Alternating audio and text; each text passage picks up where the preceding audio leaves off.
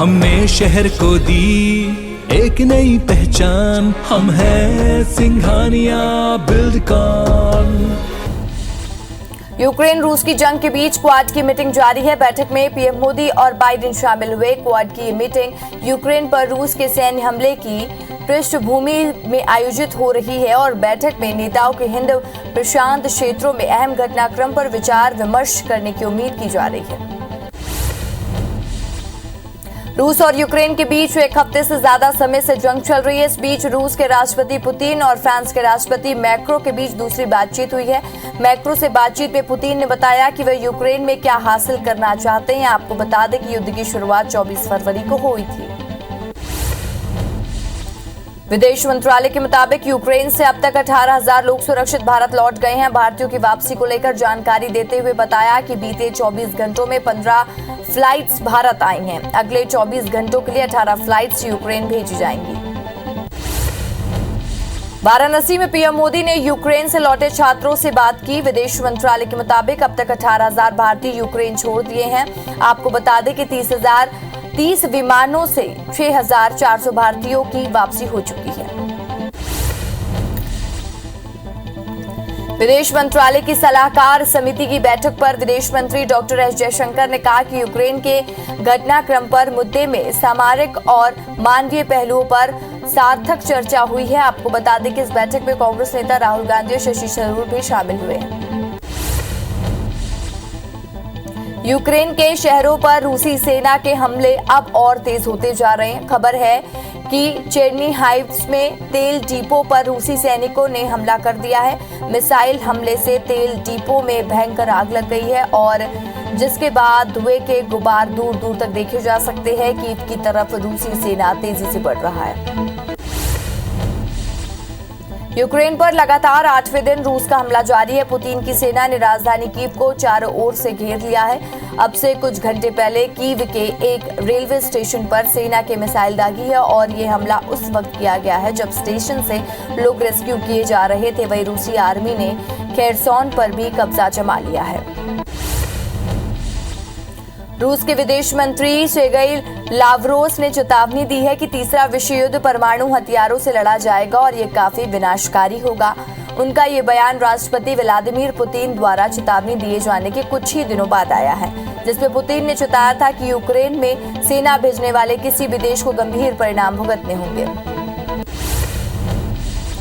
रूस के रक्षा मंत्रालय ने कहा कि उसके सशस्त्र बल यूक्रेन के खार्किव शहर से भारतीय नागरिकों को सुरक्षित निकालने के लिहाज से सभी जरूरी कदम उठाने को तैयार हैं। मॉस्को के रक्षा मंत्रालय ने एक मीडिया ब्रीफिंग में आरोप लगाया कि यूक्रेन के अधिकारी भारतीय छात्रों के एक समूह को खार्किव में जबरदस्ती रोककर रखे हैं।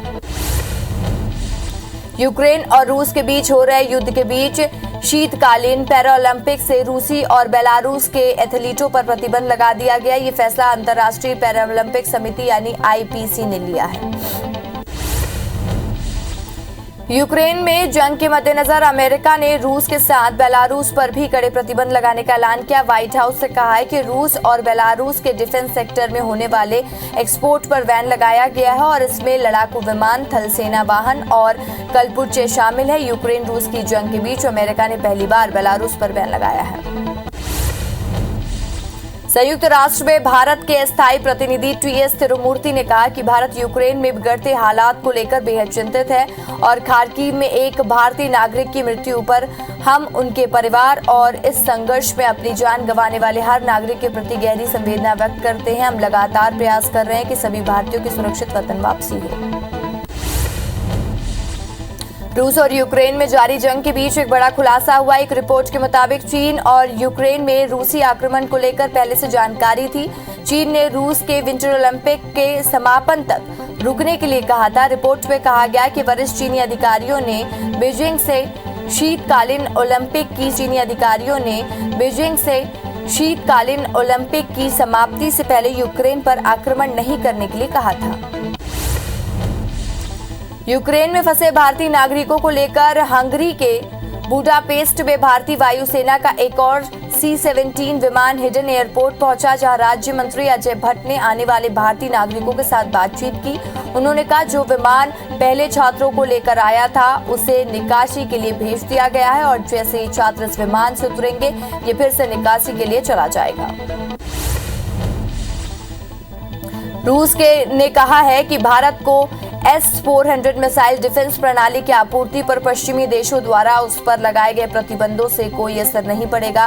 रूस के मनोनीत राजदूत डेनिस ने कहा है कि S-400 सौदे के संबंध में हम आश्वस्त करते हैं कि इस पर किसी भी तरीके के असर नहीं पड़ेगा और ये 100% आश्वासन है।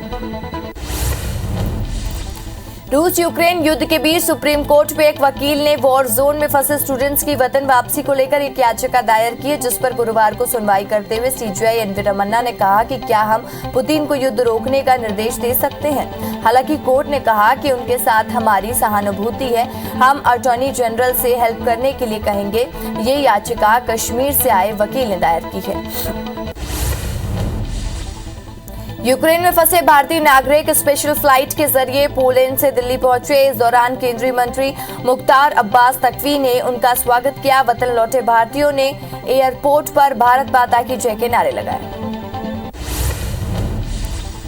रूस के हमले के बाद यूक्रेन से लौटे करीब 16,000 भारतीय मेडिकल छात्र अपनी आगे की पढ़ाई को लेकर चिंतित हैं और डर बना हुआ है इनकी पढ़ाई पर असर ना हो, इसलिए वो लौटने वाले मेडिकल छात्रों को भारत के कॉलेज में दाखिला दिलाने की तैयारी की जा रही है। इसके लिए केंद्र सरकार foreign medical graduate licensing regulation यानी FMGL एक्ट में बदलाव कर विचार कर रही है।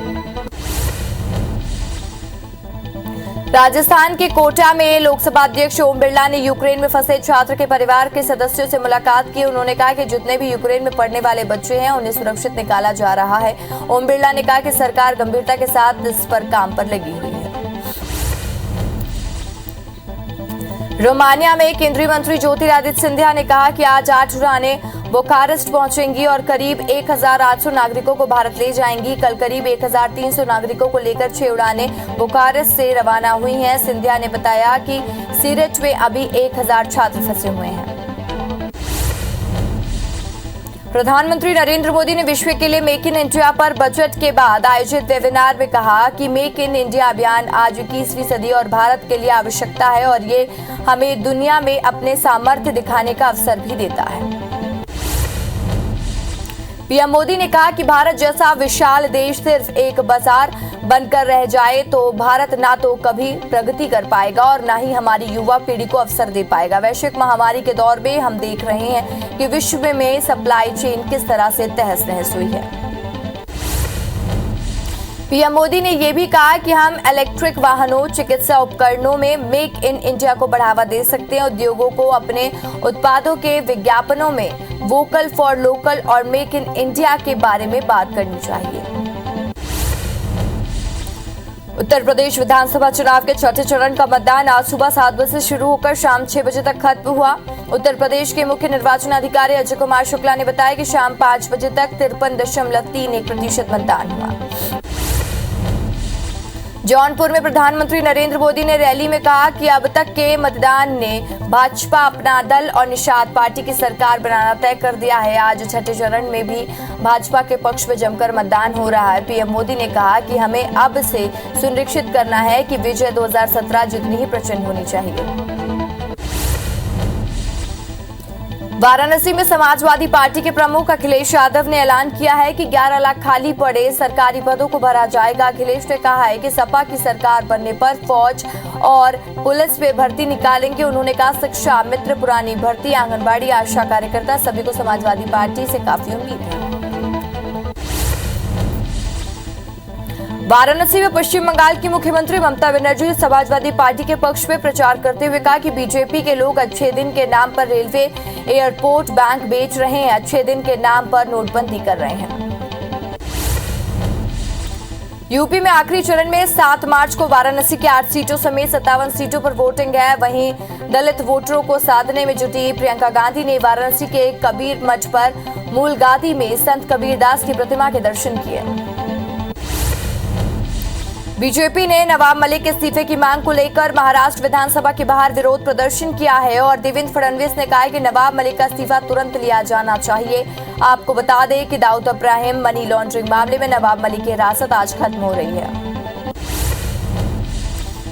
भारतीय क्रिकेट बोर्ड की टीम इंडिया का सेंट्रल कॉन्ट्रैक्ट जारी कर दिया है। नई कॉन्ट्रैक्ट लिस्ट में कई दिग्गज खिलाड़ियों को नुकसान हुआ है। बीसीसीआई ने नए सालाना कॉन्ट्रैक्ट में कप्तान रोहित शर्मा, पूर्व कप्तान विराट कोहली और तेज गेंदबाज जसप्रीत बुमराह ग्रेड A+ में हैं। वहीं सीनियर खिलाड़ी रहाणे और चेतेश्वर पुजारा को नए सालाना कॉन्ट्रैक्ट लिस्ट में बड़ा नुकसान हुआ है। अक्टूबर में होने वाले T20 वर्ल्ड कप में पहले भारतीय टीम का शेड्यूल बहुत बिजी होने वाला है। दरअसल जून में टीम इंडिया 2 मैचों की T20 सीरीज के लिए आयरलैंड दौरे पर जाएगी। इसकी जानकारी आयरलैंड क्रिकेट बोर्ड ने सोशल मीडिया के माध्यम से दी है। भारत के अलावा न्यूजीलैंड और साउथ अफ्रीका की टीमें भी आयरलैंड के खिलाफ सीरीज खेलेंगी। रूस और यूक्रेन के युद्ध का असर दुनिया पर दिखने लगा है। ग्लोबल मार्केट में कच्चे तेल के दाम बढ़कर $110 प्रति बैरल हो गए हैं। ये $150 तक जा सकता है। रूस से कच्चे तेल की सप्लाई पर असर पड़ने से क्रूड के भाव 2014 के बाद सबसे ज्यादा हैं। इससे पेट्रोल डीजल के दाम 25 रुपए लीटर तक बढ़ सकते हैं। हालांकि सरकार टैक्स कम करके इस पर राहत दे सकती है। सीएम शिवराज सिंह चौहान ने अपने मंत्रियों के साथ सीएम हाउस में लंच पर उनसे योजनाओं की प्रगति और आगामी बजट सत्र को लेकर चर्चा की। सीएम ने अलग अलग मंत्री समूह की सरकारी योजनाओं और कार्यों की समितियां बनाई है। ये समितियां उन योजनाओं और कार्यों की जनता को मिल रही है सुविधाओं की स्थिति पर रिपोर्ट बनाएगी। ग्वालियर में कांग्रेस नेता की पत्नी और बच्चों समेत पूरे परिवार के नाम वोटर लिस्ट से गायब है। शहर जिला कांग्रेस अध्यक्ष देवेंद्र शर्मा ने सूची चेक करते हुए खुद ये गड़बड़ी पकड़ी है, जिसके बाद कांग्रेस प्रवक्ता ने मुख्य चुनाव आयुक्त से ईमेल पर मामले की शिकायत की है। भोपाल में रानी कमलापति स्टेशन के बाद अब भोपाल रेलवे स्टेशन की सूरत बदलने का काम किया जाएगा। इससे प्रदेश स्तरीय और देश के टॉप 10 स्टेशनों के रूप में विकसित करने की रूपरेखा तैयार कर ली गई है और इसे पूरे प्रोजेक्ट पर रेलवे करीब 80 करोड़ रुपए खर्च करेगा।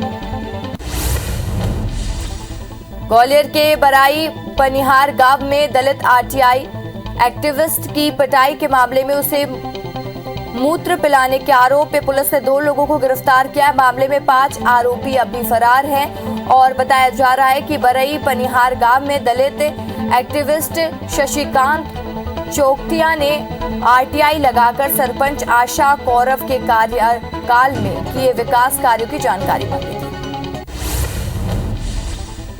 बीजेपी प्रदेश अध्यक्ष वीडी शर्मा आज कटनी पहुंचे। उन्होंने बीजेपी कार्यालय में आयोजित संगठन पर्व और समर्पण निधि कार्यक्रमों को संबोधित किया और कहा कि सरकार के प्रयास से यूक्रेन के छात्र धीरे धीरे सकुशल वापस आ रहे हैं। मध्य प्रदेश महिला कांग्रेस की नवनियुक्ति अध्यक्ष विभा पटेल ने कार्यभार संभाल लिया है। प्रदेश कांग्रेस कार्यालय में आयोजित कार्यक्रम में उन्होंने महिला कार्यकर्ताओं से कहा कि आगामी विधानसभा चुनाव के लिए पूरी तैयारियों के साथ जुट जाएं। महिलाओं से जुड़े सभी मुद्दों को प्रमुखता के साथ उठाया जाएगा।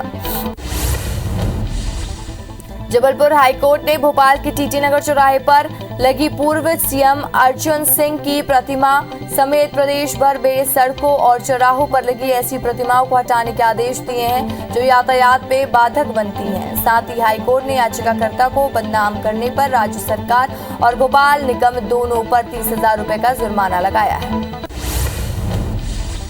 भोपाल में सीएम शिवराज सिंह चौहान की अध्यक्षता में कैबिनेट की बैठक हुई। बैठक में हुए अहम निर्णयों की गृह मंत्री नरोत्तम मिश्रा ने जानकारी दी। गृह मंत्री नरोत्तम मिश्रा ने बताया कि बैठक में वन समितियों को संचित निधि व्यय करने के अधिकार संबंधित प्रस्ताव और अनुमोदित किया गया है। साथ ही ओमकारेश्वर और छतरपुर के ऊर्जा प्रोजेक्ट को मंजूरी दी गई है। मातृ मृत्यु दर कम करने के लिए केंद्र सरकार ने ट्रेनिंग इंस्टीट्यूट योजना शुरू की है और जिसके तहत जबलपुर में भी मिडवाइफरी ट्रेनिंग इंस्टीट्यूट की स्थापना की जाएगी। शुरुआती दौर पर केंद्र सरकार ने 11 जिलों को योजना में शामिल किया। जबलपुर में ये ट्रेनिंग इंस्टीट्यूट यानी रानी दुर्गावती एलिगेंस हॉस्पिटल को मिला है। 10वें विश्व श्रवण दिवस को संबोधित करते हुए स्वास्थ्य मंत्री मनसुख मंडाविया ने कहा कि भारत की सामाजिक व्यवस्था ही ऐसी है कि हम एक दूसरे के पूरक बने। उन्होंने कहा कि ऐसे दिव्यांगों की मदद हमें करनी चाहिए, ये हमारी जिम्मेदारी है। जशपुर वन मंडल में हाथियों और अन्य वन्य प्राणियों से फसल को बचाने के लिए एक नई पहल की गई है। वन विभाग ने किसानों की फसल पर तीखी गंध वाली हार्बोलिव दवा का छिड़काव का प्रयोग शुरू किया है। वन अधिकारियों का दावा है कि इस दवा का छिड़काव करने से हाथियों के अलावा पक्षी और पालतू पशु भी दूर भाग जाते हैं। बलरामपुर के नगर पंचायत राजपुर क्षेत्र में बन रहे जल आवर्धन प्लांट को देखने के लिए कलेक्टर अचानक मौके पर पहुंचे। काम पूरा नहीं होने पर कलेक्टर नाराज हो गए और फोन पर ही ठेकेदार को जमकर फटकार लगाई और काम पूरा कराने के लिए 15 दिनों का अल्टीमेटम दिया है। बिलासपुर की यूनिवर्सिटी एग्जाम से पहले एग्जाम मोड को लेकर एनएसयूआई ने वोटिंग पोल सर्वे शुरू किया। इसमें अटल यूनिवर्सिटी संबंध कॉलेजों के स्टूडेंट से एग्जाम मोड को लेकर पोल के जरिए उनका मत लिया जा रहा है, जिसे राज्यपाल, सीएम और कुलपति को सौंपकर छात्र हित में निर्णय लेने की मांग की जाएगी। ग्वालियर में भूमाफिया, खनन माफिया और मिलावटखोर चिटफंड जैसे माफियाओं के खिलाफ एक बार फिर से जिला प्रशासन सख्त होने जा रहा है। कलेक्टर ने 7 दिनों में अफसरों को माफियाओं की सूची अपडेट करने के लिए कहा है। उसके बाद एंटी माफिया अभियान चलाया जाएगा। छत्तीसगढ़ में 10वीं बोर्ड की परीक्षा आज से शुरू हो गई है। बिलासपुर जिले में 432 परीक्षा केंद्रों में करीब 26,000 परीक्षार्थी परीक्षा में शामिल हुए। लंबे अरसे बाद ऑफलाइन मोड में एग्जाम होने से परीक्षार्थी भी उत्साहित दिखे। परीक्षा केंद्रों में कोविड गाइडलाइन का भी ध्यान रखा गया। डिंडौरी सिटी कोतवाली पुलिस ने 2 दिन पहले नाबालिग लड़की की हत्या करने वाले आरोपी को गिरफ्तार कर लिया। पुलिस ने आरोपी के खिलाफ पॉस्को एक्ट के तहत अपराध दर्ज कर लिया। पुलिस अधीक्षक संजय सिंह ने आरोपी ने पहले रेप किया, फिर नाबालिग लड़की की हत्या कर दी। महासमुंद के बसना ब्लॉक में वन्य जीवों के शिकार की योजना बनाते 4 लोगों को गिरफ्तार किया गया। वहीं आरोपी भागने में सफल रहा। दरअसल वन विभाग के अधिकारियों को सूचना मिली थी कि कुछ बंदूकधारी शिकारी की योजना बना रहे हैं, जिसके बाद कार्रवाई करते हुए आरोपियों के पास से छर्रे, गोली और बारूद बरामद किए गए। हरदा पुलिस ने प्रेस कॉन्फ्रेंस कर 4 पहिया वाहन चोरी को लेकर बड़ा खुलासा किया है। पुलिस ने एसआईटी गठित कर मध्य प्रदेश समेत अन्य राज्यों से आयोजित की शिनाख्त कर गाड़ियों को जब्त किया है। पुलिस की टीम ने 25 वाहनों के साथ 14 आरोपियों को भी पकड़ा है। बता दें कि जब्त वाहनों की कीमत 3 करोड़ रुपए बताई गई है। श्योपुर के गजवानी पुलिस ने नशा कारोबार के खिलाफ बड़ी कार्रवाई की है। पुलिस ने सरसों तूरी से लोडिंग वाहन से करीब 150 पेटी देसी शराब जब्त की है। वहीं फॉलो वाहन की तरह चल रही एक कार में सवार 3 तस्करों को गिरफ्तार कर दिया है और जब शराब की कीमत 7,50,000 रुपए बताई जा रही है। यूपी के सुल्तानपुर में क्षेत्र बंटवारे को लेकर किन्नरों में आपसी विवाद हो गया। विवाद इतना बढ़ गया कि पक्ष के किन्नर ने न सिर्फ दूसरे पक्ष के किन्नर की जमकर पिटाई कर दी और 2 किन्नरों का अपहरण भी कर लिया। पुलिस ने आरोपी किन्नरों के खिलाफ मामला दर्ज कर लिया है। वहीं किन्नरों को भी छुड़वा लिया गया है। भिलाई के शीतलापारा हथखौस में कुछ दिन पहले 2 पक्षों में हुई मारपीट में एक युवक की मौत हो गई है, जिसके बाद गुस्साए लोगों ने भिलाई थाना पहुंचकर जमकर हंगामा किया और आरोपी के विरुद्ध कार्रवाई करने की मांग की। जांजगीर चांपा गाली गलौज मामले पर महीने भर बाद भी कार्रवाई नहीं होने से नाराज ग्रामीणों ने हसौद थाने का घेराव कर लिया और कार्रवाई की मांग की। दूसरी ओर गाली गलौज का जिस त्रिदेव राय पर आरोप है, उसने 4 मार्च को जनपद घेराव करने की बात कही और पंचायत में भ्रष्टाचार का आरोप लगाया। शिवपुरी में बदमाश ने एक ट्रांसपोर्टर्स को ऑयल लीक की कहानी में उलझाकर कार में रखे 5 लाख रुपए पार कर दिए। मदन महल इलाके में ये वारदात को अंजाम दिया गया। जानकारी के मुताबिक मित्तल ट्रांसपोर्टर के संचालक राकेश गुप्ता अपने घर से 5 लाख रुपए लेकर बाजार में पेमेंट करने के लिए जा रहे थे। उसी दौरान ये हादसा हुआ। कोरोना से उभरने की कोशिश कर रहे व्यापारियों को जबलपुर नगर निगम ने जोर का झटका दिया। नगर निगम ने शहर में निगम स्वामित्व की दुकानों में 20% की बढ़ोतरी का फरमान जारी किया। आदेश के तहत व्यापारियों को 1 मार्च से बढ़ा हुआ किराया देना होगा। नरसिंहपुर में रेप पीड़िता ने मामले में रिपोर्ट दर्ज नहीं करने पर पुलिस पर आरोप लगाया कि पुलिस ने मामला दर्ज न कर पीड़िता को भेज दिया। इससे आहत पीड़िता ने 2 मार्च की शाम को जहरीले पदार्थ का सेवन कर सुसाइड करने की कोशिश की। फिलहाल वो जिला अस्पताल में जिंदगी की जंग लड़ रही है। दूसरी ओर एसपी ने पूरे मामले की जांच के आदेश दिए। रायपुर में पुलिस बेरक्षा में फरार आरोपी को पुलिस ने बालौद से गिरफ्तार किया है। दरअसल आरोपी कोर्ट पे पेश करने के पहले मौदापारा थाने में हथकड़ी खोलकर फरार हो गया था। पुलिस ने आर्म्स एक्ट के तहत मामले में आरोपी को गिरफ्तार किया था। पुलिस आरोपी को फिर पकड़कर आगे की कार्रवाई में जुट चुकी है। पखांजूर में पुलिस वाहन की चपेट में आने से बाइक सवार 3 युवक की मौत हो गई है। बताया जा रहा है कि बदमाशों को जेल से ले जाते समय यह हादसा हुआ है। जेल ले जाते समय पुलिस वाहन में बैठे आरोपियों ने भागने के लिए गाड़ी की स्टीयरिंग मोड़ दी, जिसके बाद पुलिस वाहन ने बाइक सवार को टक्कर मार दी। इस दर्दनाक हादसे को लेकर ग्रामीणों में तनावपूर्ण स्थिति बनी हुई है। दुर्ग में तेज रफ्तार स्कॉर्पियो ने 2 बाइक को टक्कर मार दिया। हादसे में बाइक सवार 1 युवक की मौत हो गई। इस हादसे में 3 लोग घायल बताया जा रहा है, जिसमें 2 की हालत गंभीर बनी हुई है। घायलों को इलाज के लिए अस्पताल में भर्ती कराया गया है।